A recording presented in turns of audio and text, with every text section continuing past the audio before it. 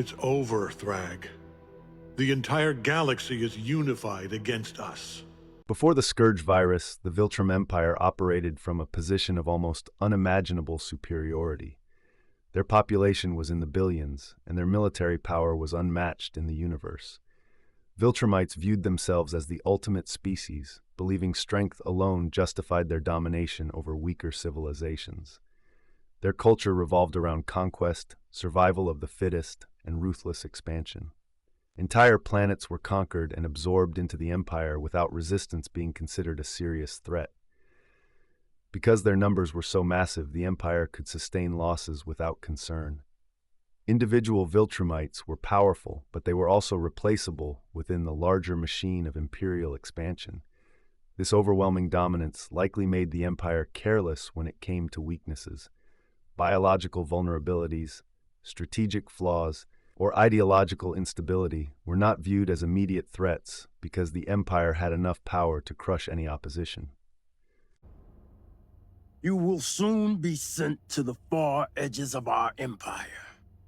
You will bring order.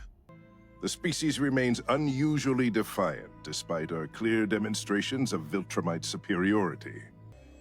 Reduce the planet's population by 25%. If they continue to resist. During this time, even if enemies discovered any weaknesses, the Viltrumites possessed enough warriors and resources to continue expanding. Their confidence bordered on arrogance. They believed their superiority was permanent and absolute. The Scourge virus shattered this illusion completely. The virus devastated the Viltrumite population, wiping out billions and reducing the species to only a tiny fraction of its former size. Suddenly, the Empire faced something it had never truly confronted before: extinction. Every surviving Viltrumite became irreplaceable. The Empire could no longer afford reckless losses or overlooked vulnerabilities because there were too few survivors remaining to rebuild easily. What had once been a civilization built on infinite expansion became a civilization desperately trying to preserve itself. This catastrophe transformed the priorities of the Empire. Conquest still mattered, but survival became the hidden foundation beneath all Viltrumite actions. Enough. Someone dares to strike at us with a coward's weapon. Good. You will only make us stronger.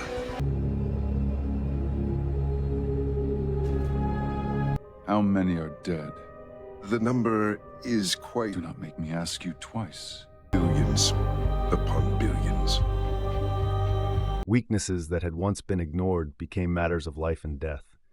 The Empire needed to ensure that no enemy could exploit their reduced numbers, no biological flaw could finish what the virus started, and no weapon could kill the remaining survivors.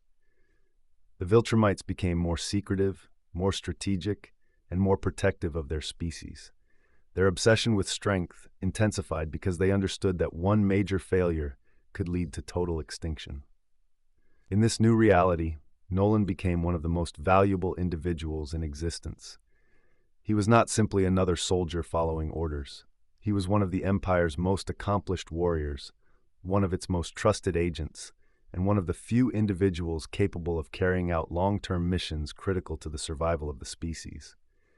His importance went beyond physical strength. Nolan represented the Empire's effort to adapt after the Scourge virus by identifying and eliminating threats before they could become fatal. The man with the invincible gun. Catchy title, Dad. Savage planet, savage beasts. So I think everything in these books is real.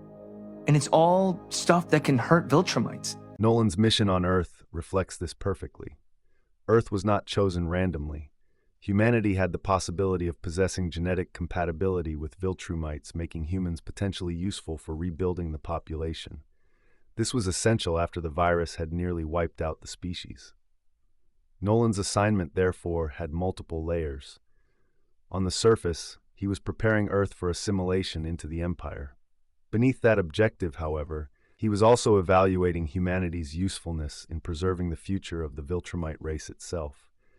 This made Nolan's role incredibly significant. The survival of the Empire depended not only on military conquest, but also on reproduction and genetic continuation. Every compatible species mattered. Every successful assimilation strengthened the Empire's future. Nolan's actions on Earth were directly tied to the long-term survival of Viltrumite civilization. Your mission, your real mission, was to bang your way across the galaxy, looking for someone your people could make babies with? But this mission alone was not the thing that made Nolan arguably the single most important Viltrumite alive after the scourge virus nearly destroyed his civilization. While many Viltrumites measured importance through physical strength or how many planets they conquered, Nolan's true value came from something far more dangerous: knowledge.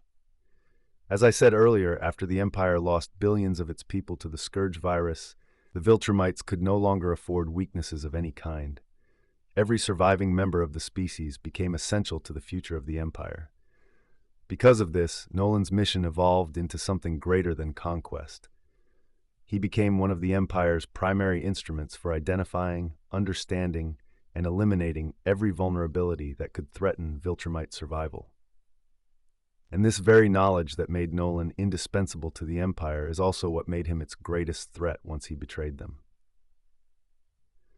Before I was sent to Earth, it was my mission to ensure these threats could never be used against us. After the scourge virus, the Empire could no longer afford hidden dangers. Because of this, before coming to Earth, Nolan's responsibilities involved identifying threats that could endanger the remaining Viltrumites. Nolan's experience and intelligence made him uniquely suited to uncover weaknesses in enemy civilizations, find compatible species in order to continue the Viltrumite race, and even deal with any threats to the Viltrumites alive. He understood how enemies might challenge the Empire and how those threats needed to be eliminated before they spread. This is what truly made Nolan dangerous. He did not simply possess strength, he possessed understanding. He knew the Empire's history, its military, its ideology, its weaknesses, and its fears. He knew about the devastation caused by the scourge virus and understood how fragile the Empire had become despite its appearance of dominance. He knew that the Viltrumites' greatest secret was not their strength, but their vulnerability. 50? That cannot be true. It's true. That is how many Viltrumites remain. To us, it was our duty. Argall said our mission was to bring order to chaos. The Empire trusted Nolan because Viltrumite culture depended heavily on loyalty and indoctrination. From childhood, Viltrumites were raised to believe conquest was their destiny and superiority their birthright. Nolan himself endured brutal training and witnessed the merciless ideology that shaped Viltrumite society. He spent centuries carrying out the Empire's will without hesitation. To the Empire, Nolan represented the ideal Viltrumite warrior, disciplined, loyal, intelligent, and ruthless when necessary. However, the Empire failed to understand a critical weakness within its own culture. Viltrumites believed physical power guaranteed obedience, and because of this, they never could have believed that emotional growth and actual connection with someone could undo years of loyalty. Nolan's time on Earth slowly transformed him.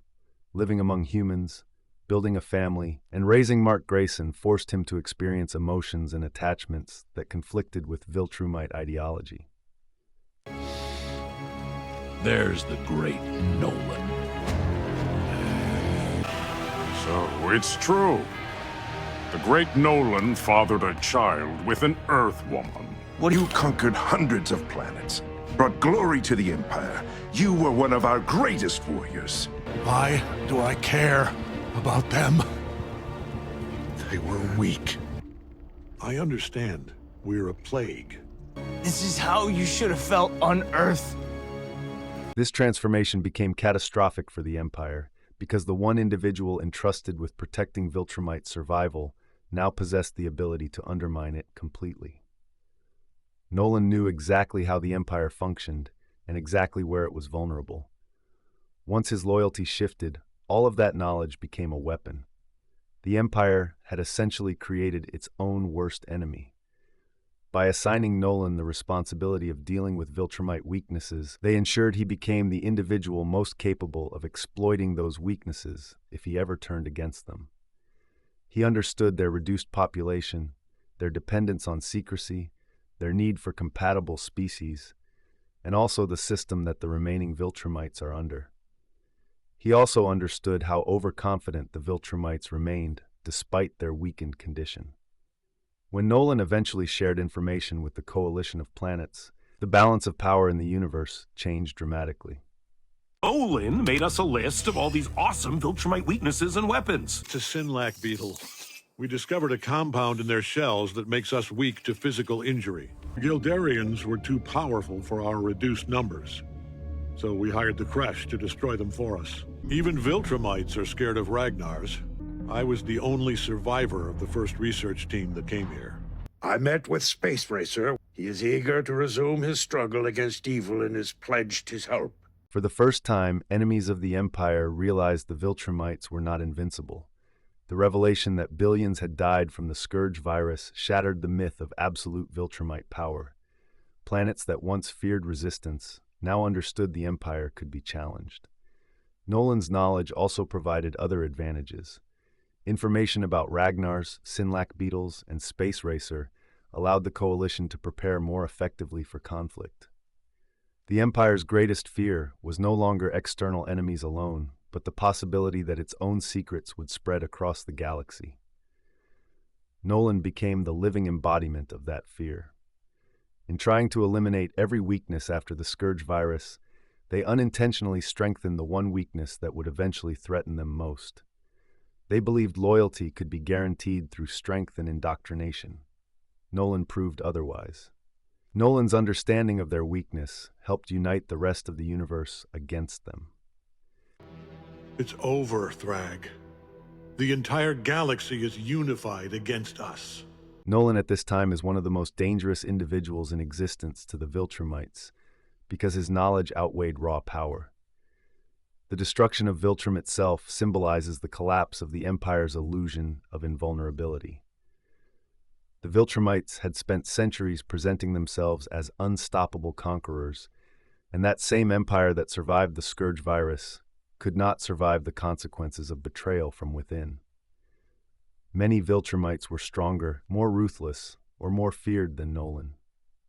Thrag, for example, represented pure Viltrumite ideology taken to its extreme. Yet even Thrag lacked what made Nolan truly dangerous: the ability to understand both the strengths and weaknesses of the Empire from an internal perspective, while also developing empathy for those the Empire oppressed. That ideological shift transformed him from the Empire's greatest defender into one of its greatest enemies. The Betrayer. Yes. I was the first. Now we are two. Nolan Grayson was the most important Viltrumite alive after the scourge virus because he represented the Empire's attempt to secure its future. However, the Empire made a fatal mistake by placing so much trust in one individual. Because Nolan understood the Empire better than almost anyone else, his betrayal caused more damage than any external enemy ever could. Nolan's understanding of the Empire's weaknesses made him essential to its survival. But once he turned against them, that same understanding became the foundation of their downfall.